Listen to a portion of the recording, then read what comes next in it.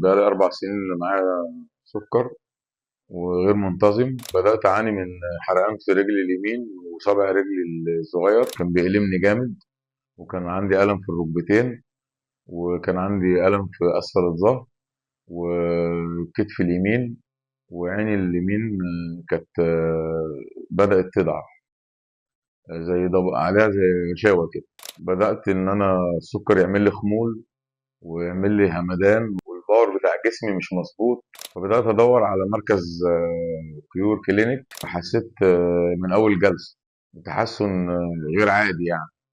ومع إتمام الجلسات حسيت إن أنا حصل لي الباور بتاع جسمي اتعدل، الحرقان اللي في رجلي انتهى، الوجع اللي في كتفي راح، عيني اليمين الغشاوة اللي كانت عليها دي راحت، وبدأ الرؤية تبقى أحسن. حسيت إن قولوني اتظبط وما بقاش في عندي انتفاخات قولون، قضى على التنميل اللي في جسمي وقضى على التنميل اللي في صوابعي. حسيت إن أنا يعني رجعت شوية بالعمر ورا يعني.